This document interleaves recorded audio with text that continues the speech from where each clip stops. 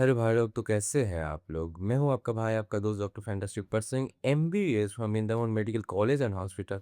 तो आज के वीडियो में आप जानने वाले हैं कि फिजिक्स को अब लास्ट मोमेंट पे, लास्ट के मंथ्स में आप कैसे पाएंगे। तो बिना किसी देरी के चलिए शुरू करते हैं हमारा एनालिसिस। तो चलिए भाई लोग, शुरू करते हैं क्लास 11 से।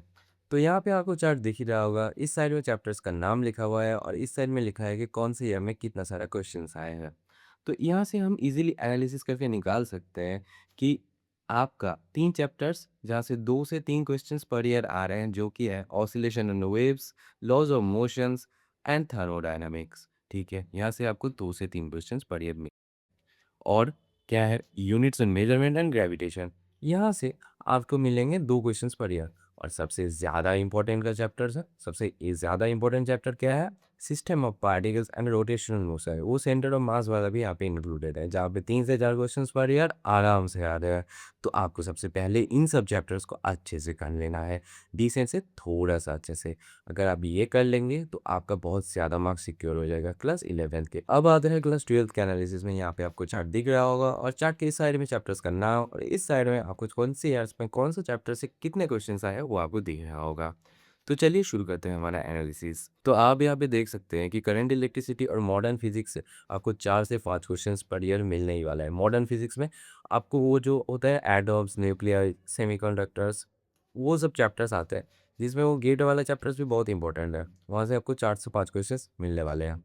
और आपको मिलने वाला है रे ऑप्टिक्स से 3 से 4 क्वेश्चंस पर ईयर आपको मिल रहे हैं। ठीक है, और 3 क्वेश्चंस पर ईयर कहाँ से आते हैं? Electrostatics, magnetism, magnetic effect of current, और वो सेमीकंडक्टर्स से भी आप पकड़ सकते हो। ठीक है, तो इसके बाद आपको बताऊंगा कि क्लास 11th में जो जैसे आपका स्ट्रैटेजी है, क्लास 11 में कुछ चैप्टर्स आपको ज़्यादा वेटेज से पढ़ना है, कुछ क्लास 12 में कुछ चैप्टर्स आपको ज़्यादा वेटेज से पढ़ना है। लेकिन आपको किसी भी चैप्टर को जस्ट छोड़ना नहीं है। Do all the formulas of all the chapters, okay? नहीं तो आप प्रॉब्लम में आ सकता है। आपको ईज़ी क्वेश्चंस आपको नहीं आएगा तो बहुत ही प्रॉब्लम हो जाएगा, लेकिन भी वहाँ पे बहुत सारा क्वेश्चंस होता है। आपको शायद हार्ड क्वेश्चन आ जाए, ईज़ी क्वेश्चन आ जाएगा, आपको पता नहीं है। अगर ईज़ी आ जाए तो आपके लिए ये एडवांटेज होगा, अगर हार्ड आ जाए फिर भी एडवांटेज होगा, क्योंकि आपने ज़्यादा वेटेज वाला टॉपिक्स करके रखा है तो आपको क्वेश्चन वहाँ पे छोड़ना है। ठीक है? अब आते हैं कुछ टिप्स पे। तो ये जो मैं टिप्स बोलने वाला हूँ बहुत ही इंपॉर्टेंट होने वाला है। आपको सबसे पहले तो पीआईक्यू सॉल्व करना है। कम से कम 2020 से 2025 तक सारा पीआईक्यूज़ कर लीजिए। आपको बहुत सारे क्वेश्चन मिलने वाले हैं, 10 से 12 पेपर्स तो आपको मिल ही जाएँगे। उसमें बहुत सारे क्वेश्चन होगा जो आप सॉल्व कीजिए और जो कि रिपीटेड होने वाला है। इससे आपको कॉन्फिडेंस मिलेगा कि लास्ट ईयर का पीआईक्यू करके भी रिसेंट ईयर का पीआईक्यू आप कर सकते हैं। ठीक है? देखिए, आप 10 साल का भी पीआईक्यू कर सकते हैं, लेकिन अब याद रखिए 2016 से 2025 तक करना है तो आप शुरू करना 2025 से, 2025, 2024, 2023 ऐसे। आप ऐसे मत शुरू कीजिए कि 2016, 17, 18 कर रहे हैं, आपको लास्ट में दिखेगा कि आपको रीसेंट ईयर का क्वेश्चन ही नहीं आता है, लेकिन आपको 2016, 17 का क्वेश्चन आते हैं। इससे कोई फ़ायदा नहीं होने भाई, ठीक है? चलिए, नेक्स्ट पॉइंट पे आते हैं। आप फार्मूला नोटबुक बना लीजिए हर एक चैप्टर का। अब जस्ट फार्मूला आप रिवाइज़ करना है आपको, इसलिए आपको फार्मूला नोटबुक बनाना है, ठीक है? ये फार्मूला आपको अगर एक साथ दिखेंगे तो आपको रिवीजन में आसानी होगी, तो आप बायोलॉजी में ज़्यादा टाइम दे सकते हैं रिवीजन के लिए, क्या? क्योंकि वहाँ पे ज़्यादा ज़रूरत होता है। और आपको देना है मॉक टेस्ट। मॉक टेस्ट आपको टाइम और बाउंड करके देना है। आप बना सकते हैं कि एरो नोटबुक, जहाँ पे आप अपना गलतियाँ लिख सकते हैं। ठीक है? आप नहीं भी कर सकते अगर आपको टाइम, आपके पास टाइम नहीं है तो।